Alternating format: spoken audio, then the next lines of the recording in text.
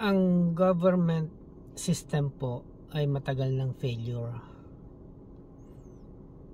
Noon pa man po nag-failure na to, pero unti-unti po habang nagtatagal, mas lalo pong nararamdaman ng mga tao na failure ang government system natin.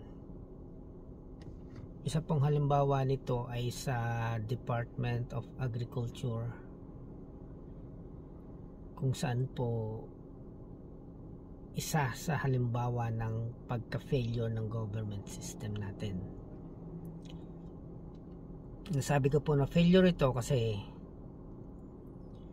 kita niyo naman po ang mamahal ng bilihin sa atin, mga pagkain. Hindi po nag-a-upgrade ng sistema ang Department of Agriculture.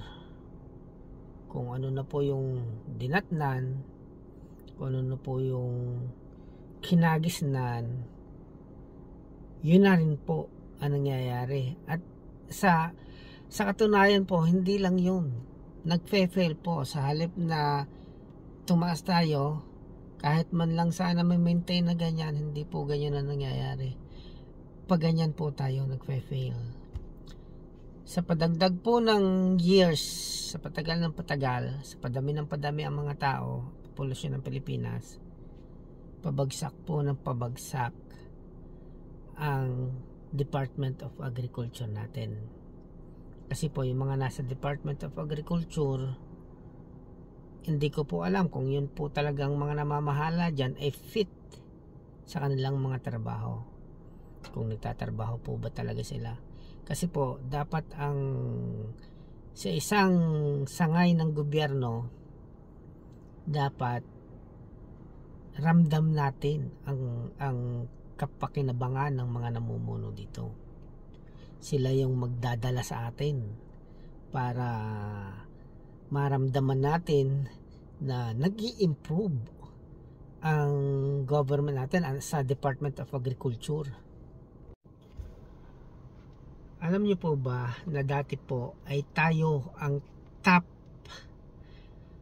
na exporter ng rice sa buong mundo po yan. Hindi lang po sa Asia, sa buong mundo po ang Pilipinas ang top. Pero ngayon po, kulelet na tayo. Tayo pa nag-i-import, hindi po tayo nag-i-export.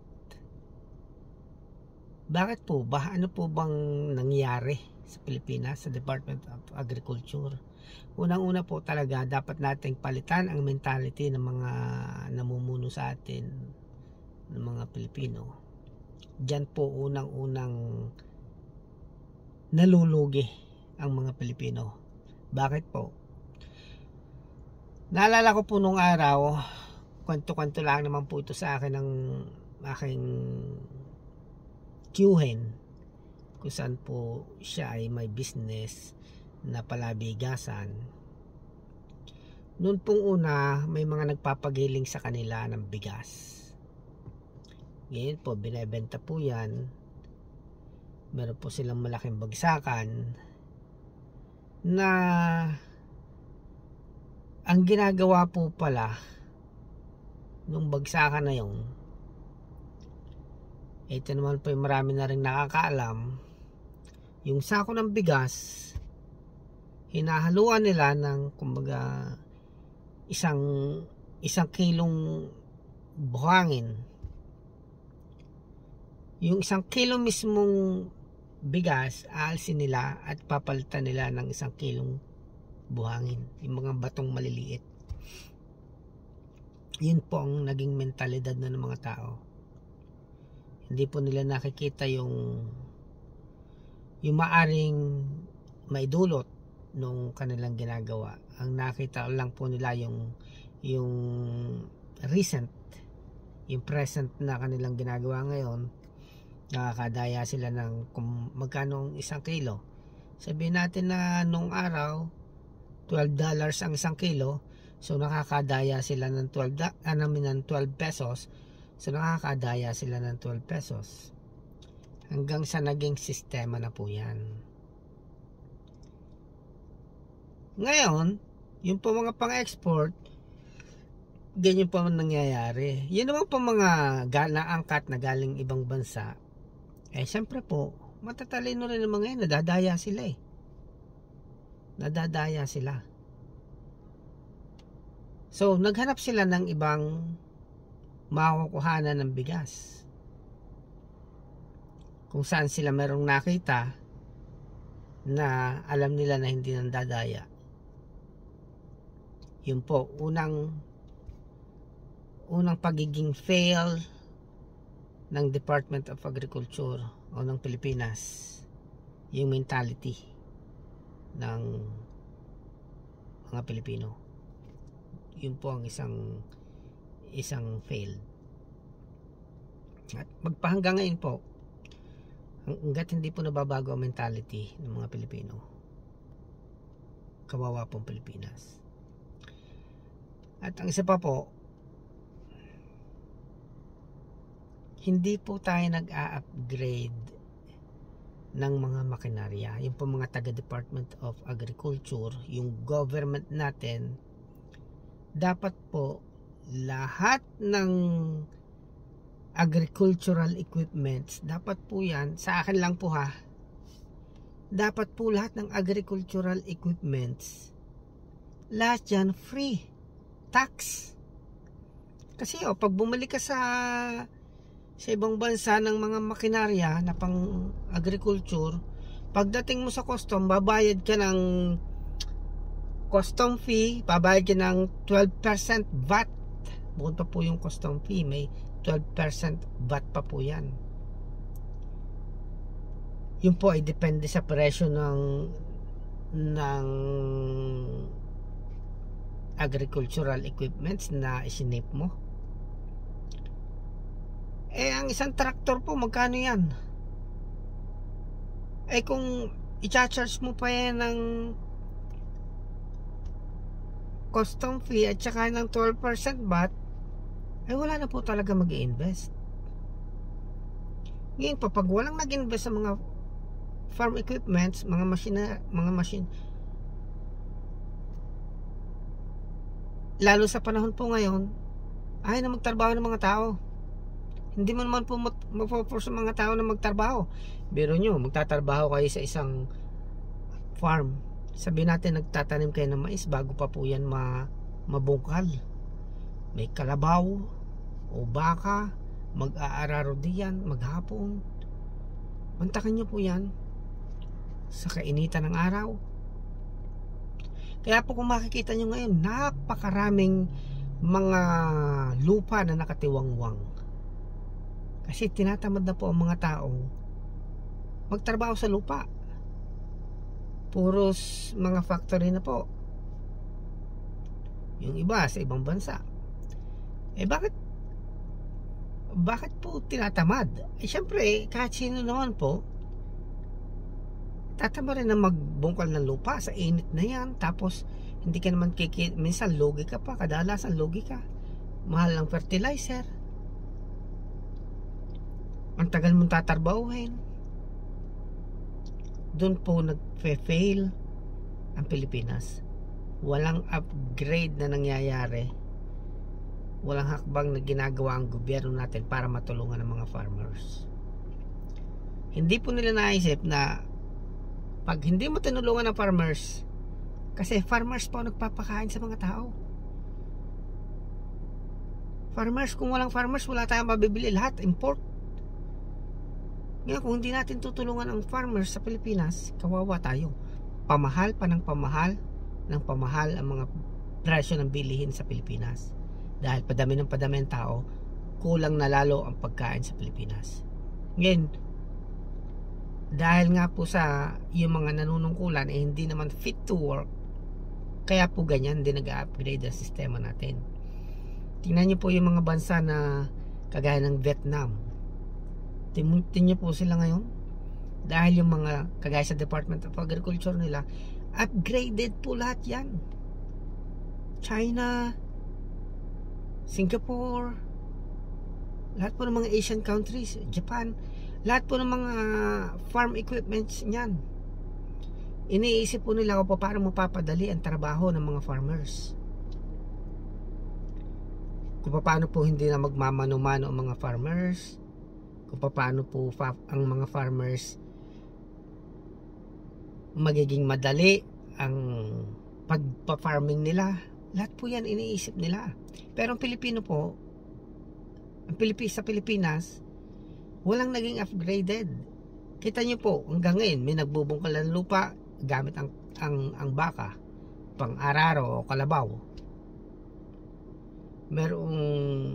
Merong yung sa palay, yung nakita ko na walk behind, pang ganyan ng palay na machine din po yon, pero face out na po sa ibang bansa yon. Face out na yung sa ibang bansa, lumang-luma na sa kanila yon.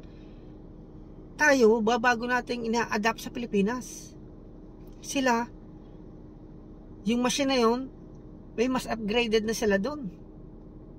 Sa atin, bago pa lang yun. Kita nyo po ang pagiging fail ng Department of Agriculture sa atin. Kaya po, huwag kayo magtaka kung bakit ang mamahal ng bilihin sa atin, kung bakit naging napag-iwanan tayo ng mga kalapit bansa natin. Kasi po, mga nasa posisyon, hindi po mga talaga nagtatrabaho yan, or hindi talaga mga fit to work. Hindi po nila iniisip ang kapakinabangan ng mga kung paano mapapalwan ang buhay ng mga Pilipino, kung paano aasenso ang Pilipinas. Kaya po, tingnan po natin mabuti kung sino po ang ihahalal natin. Kung makakatulong ba to, kung may kakayanan ba tong ma-improve ang buhay ng mga Pilipino at ang Pilipinas. Kasi po, sabi ko nga po sa inyo, dati tayo top sa rice exporter. Ngayon po, hindi na tayo makapag-export, tayo pa po nag-i-import. So noon pa man, fail na po ang government. Nararamdaman na lang natin ngayon. Kung naramdaman to noong mga nakaraang panahon, mas nararamdaman natin ngayon. At kung hindi po tayo kikilos, mas lalo pa po itong mararamdaman ng mga susunod na generation. Huwag po nating sabihin na wala na naman ako sa next generation. Hindi po ganun. Hindi po porket iniisip natin na wala na tayo sa next generation, wala na tayong pakialam. Mahalin ho natin ang bansa natin. Isa pa pong kaya tayo nagiging failed, dati po maraming supply, so mura ang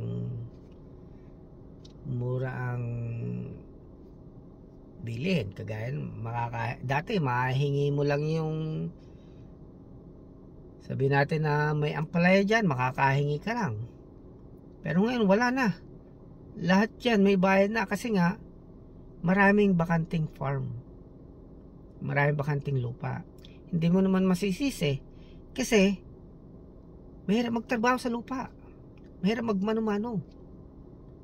Dapat po talaga dyan may mga makinarya, mga bagong makinarya, kung paano mapapadali ang buhay ng mga farmers. Ganun po dapat ang ginagawa ng government sa atin. At yung po mga makinaryang yon na bibilin sa ibang bansa, i-import sa atin, yung po dapat talaga wala ng mga tax, wala ng VAT, para po pagka ibinenta nila sa market, mga farming store, mura po, makakapamuhunan po yung ating mga farmers. Dapat po ganun. Or may assistant po yung ating government, may government assistant sa mga farmers na para makakuha ka ng equipments na yan. Dapat po ganun. Kaya isipin po natin kung sino pong ihahalal natin, kung makakatulong po ba ito sa atin. Tulungan po natin ang mga farmers. Yung po nung araw, pwede ka mag-alaga ng baboy sa likodan mo, sa backyard. Ngayon po, bawal na, kasi magkakatabi na yung bahay. So, ang nakikinabang na langay ng gusto, yung may mga malalaking piggery. Siyempre po, malaking piggery yan, kulang ng baboy, manok, kung ano mang livestock, kulang na yan. Siyempre, kulang ng supply, pamahal na ng pamahal yan. Dapat po kahit hanggang ngayon, kung kayo may space pa sa backyard, may pagitan pa kayo sa kapitbahay ng kahit hindi naman magkadikit yung kapitbahay nyo, dapat doon pinababayaan na lang natin mag-alaga ng kahit isa, dalawang baboy. Kasi po makikinabang po tayo dyan. Kasi po pag dami ng supply, pagbaba ng presyo. Kasi madami ng manok, madaming baboy, madaming kambing. Ngayon po kung pagbaba ng supply niyan, sa mga makikinabang lang po dyan yung mga malalaking farm. Siyempre sa kanila lang, sila lang ang nagbebenta. Wala na tayong mga backyard farming wala tayong mga backyard livestock. Yun po sa isang mentality ng Pilipino, dapat ding mabago. Pero higit po sa lahat, dapat talaga mabago ang gobyerno natin. Department of Agriculture failed. Nung paman failed na, ngayon failed na. Sana po in the future hindi na mag-fail. Sana umangat na ulit. Simulan na po natin baguhin. Isipin po natin kung sino ang mamumuno,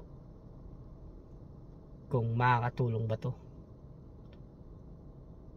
At ulitin ko po sa inyo, isulong po natin ang no political dynasty. Yan po ang una nagpapabagsak sa atin. Salamat po.